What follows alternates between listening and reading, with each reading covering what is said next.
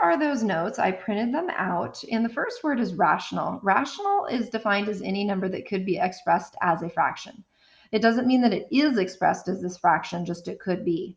So 5.2 could be 5 and 2/10. So that's a fraction, so it works. 2 could be thought of as 2 over 1, so it's a fraction, so it works. You might often think, aren't all numbers able to be expressed as a fraction? Well, almost all numbers. Not pi, not the square root of 3 that we'll learn about later in the year. So almost all numbers are rational. There's just a few exceptions. Within the group of rational numbers, there's a smaller group of numbers that are called integers. These do not include the fractions and the decimals. These are just the whole numbers. Even if it's not expressed as a whole number, 6 over 2 is a whole number. It's just another way of writing 2.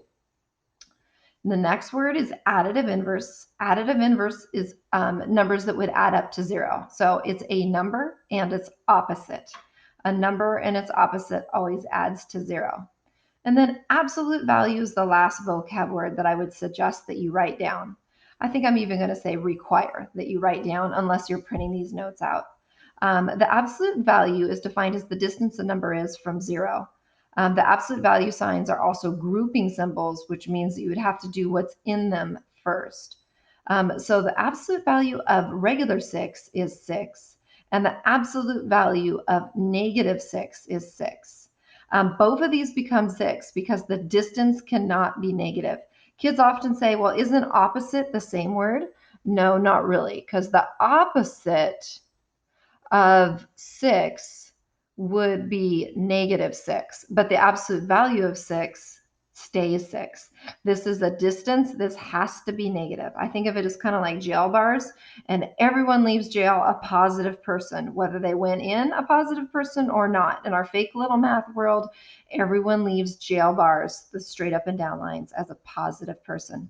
Over here's my example that they also function as a grouping symbol. We would need to do this problem of subtracting 2 from 6 and then find its absolute value. The rest are just some questions checking our understanding of this. Additive inverses sum to 0. Circle the additive inverses. Up and down, those are opposites. Up and right, no, that would not get you back at the start. It would get you up and then right. That didn't go back to the starting point. These are both negatives. Here we go. Ooh, here's a tricky one. This one is a positive and a negative. And then this one down here, it doesn't have the same number, but this last one, north and south, are opposites. So next up is, what is the difference between a whole number and an integer? Well, a whole number includes the positive numbers and 0. It does not include fractions or decimals, but integers include the whole numbers and their opposites.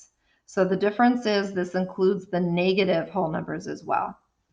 And what is the difference between rational and an integer? A rational number includes the fractions and decimals. An integer does not. This includes fractions and decimals. This does not. And I'm going to flip back to the other graphic of it so that you can see it a little bit better. Here's that same graphic, but you can actually see it here.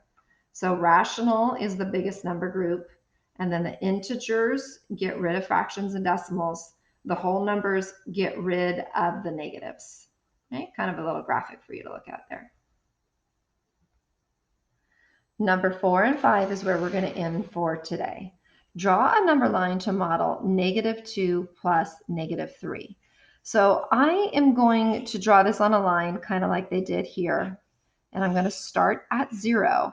And a negative on a number line can be thought of as going left. And a positive would be thought of as going right. So this would be represented going left 2 and then left 3 from this point. If I go left 2 and left 3, hopefully you did some practice over the summer and you know that left 2 and left 3 ends up getting us -5. Okay? Draw a chip model or a zero pair model of this. A zero pair model is going to function the same way. You're just going to represent these with pluses and these negatives with minuses. So I'm just going to draw it bigger down here. So positive 2 and negative 6. And then you're just looking for anything that would zero each other out. So this would zero out and this would zero out as opposites. So I'd be left with this for my answer, which would be negative 4. So that's quickly going over 1-1 and 1-2 in the textbook. We're going to play a game with that right now to see how we're going to play a game.